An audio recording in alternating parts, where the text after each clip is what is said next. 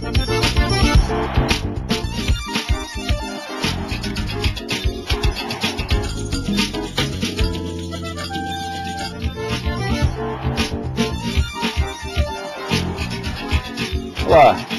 Em Roraima, agricultores e índios ameaçam entrar em conflito em uma reserva que tem quase 2 milhões de hectares. Em Mato Grosso do Sul, aumentou quase 200% o número de assassinatos de indígenas, sem contar os suicídios e os casos de morte de crianças por desnutrição. No Amazonas, tribos do Vale do Javari padecem com malária e hepatite. No Xingu, a soja ameaça as nascentes dos rios. O avanço da fronteira agrícola e a necessidade cada vez maior de hidrelétricas e recursos minerais em um país que está crescendo tornam mais atual do que nunca o impasse em relação aos índios.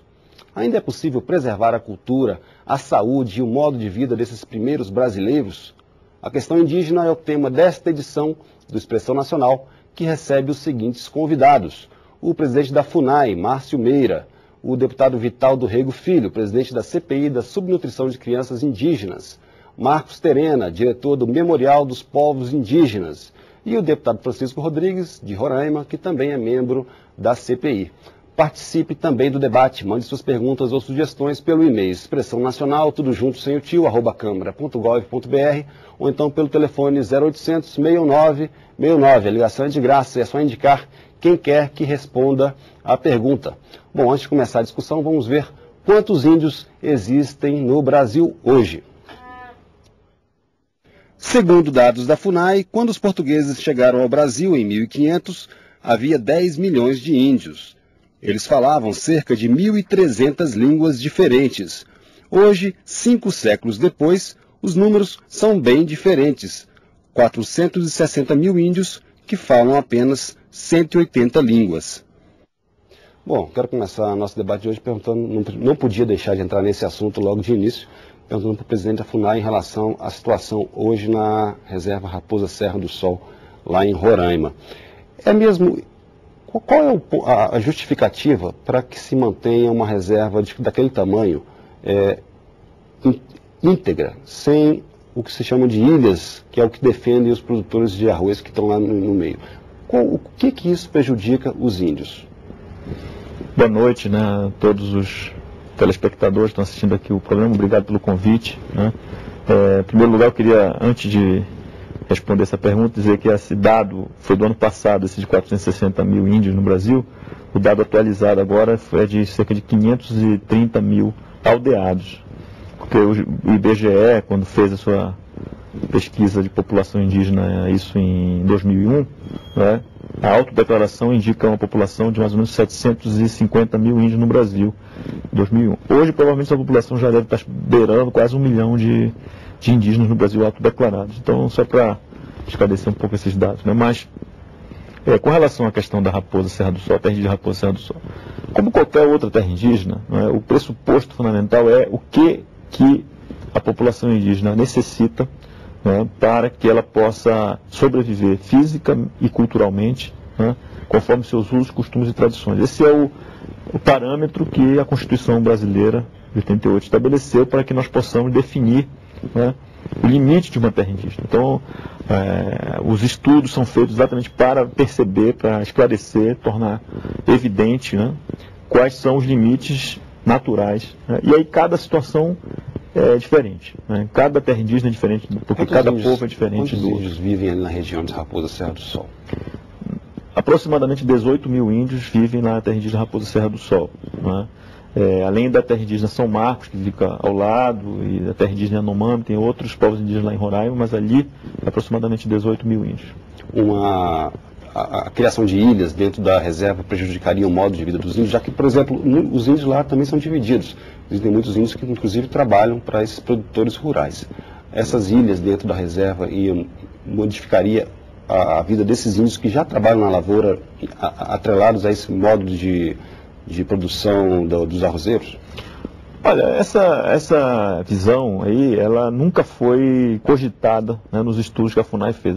Todos os estudos que a FUNAI fez lá, de identificação da terra indígena, sempre, desde os anos 70, 80, que esses estudos foram feitos, nunca essa ideia de fazer ilhas foi colocada, a não ser por outros, não pelos índios, nem pela FUNAI.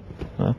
Por quê? Porque nós não podemos pensar uma terra indígena assim, separada, né? Porque os recursos naturais não estão posicionados no mesmo local, né?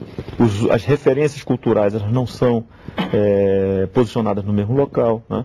Conforme a Constituição diz, a terra indígena ela é a terra tradicionalmente ocupada pelos índios conforme seus usos, costumes e tradições, né?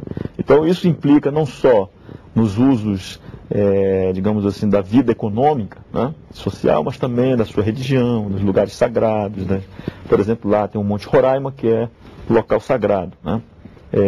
Dos índios lá, de todos os povos que vivem ali na terra indígena Raposa Serra do Sol. Então, quando se faz a definição de uma terra indígena, você tem que considerar todos os aspectos de sobrevivência física e cultural desses povos. É isso que determina a nossa Constituição. Deputado Francisco Rodrigues, o senhor conhece bem a região. O senhor acha que os produtores de arroz ali estariam dispostos a deixar aquela terra onde eles produzem? Porque a gente vê notícias nos jornais, na imprensa em geral, inclusive da criação de milícias, da contratação de pessoas armadas para defender essa terra. O senhor acha que ali o caso pode ser deflagrado um conflito maior ali? Bom, inicialmente eu quero dar boa noite a todos os telespectadores da TV Câmara e a todos os participantes aqui desse debate, Expressão Nacional, e me permita o doutor Márcio, presidente da FUNAI, que discorde de uma forma veemente da posição em termos de que aquela área Raposa Serra do Sol, ela tem que ser necessariamente uma área contínua. Nós entendemos, no caso específico dos Yanomamis, por, na verdade, ser uma nação primitiva, por serem, na verdade, hoje, no planeta Terra, os índios mais primitivos conhecidos atualmente, que aquela imensa reserva de 9 milhões e 400 mil hectares, a reserva dos Yanomamis, que ela realmente seja contínua. No entanto, as características da área Raposa Serra do Sol, igualmente a centenas de outras áreas demarcadas, elas na verdade são demarcadas em função daquela territorialidade ali em que ocupam as várias etnias. Ali, por exemplo, em Raposa Serra do Sol, nós temos 6 etnias ocupando aquela área, os macuxis, os taurepangues, os wapixianos, enfim. Então, doutor Márcio, aquela questão de Raposa Serra do Sol ela é emblemática no nosso estado, no sentido de que a produção ali instalada, que fica inclusive nas franjas da área proposta, da área pretendida e hoje da área demarcada, Raposa Serra do Sol, na verdade homologada, inclusive indevidamente, eu acho que foi indevidamente, porque a FUNAI, o governo federal, desde a época do presidente Fernando Henrique, já sabia dos conflitos que poderiam acontecer ali, porque em função da produção instalada, em função da relação pacífica que existia até então entre os produtores, os proprietários rurais que ali viviam e os índios daquela região, era uma convivência pacífica. Eu estou no estado há mais de 25 anos e apenas nos últimos 5, 6 anos é que nós começamos a identificar esses conflitos. Os arrozeiros, na verdade, eles têm a sua área cultivada em torno de 20, 25 mil hectares. E para vocês terem uma ideia do tamanho do radicalismo e que foi criado em torno daquela área, no início das negociações, dos acordos, das conversas com os vários ministros da Justiça que passaram, com o governo do presidente Fernando Henrique, agora o presidente Lula, foi proposto a retirada de apenas 7% dessa área de 1 milhão e 700 mil hectares.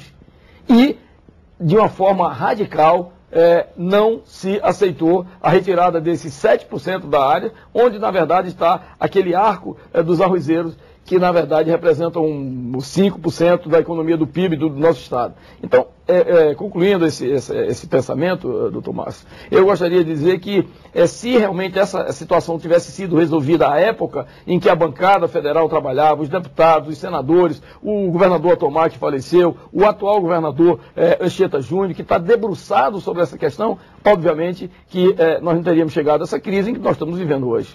Bom, eu queria, depois que a gente voltasse a esse assunto da Raposa Serra do Sol, mas antes eu queria mostrar alguns outros dados para a gente poder debater em cima. Vamos ver agora alguns dados a respeito das condições de vida dos índios hoje no Brasil. De acordo com o Conselho Indigenista Missionário, cresceu o número de assassinatos.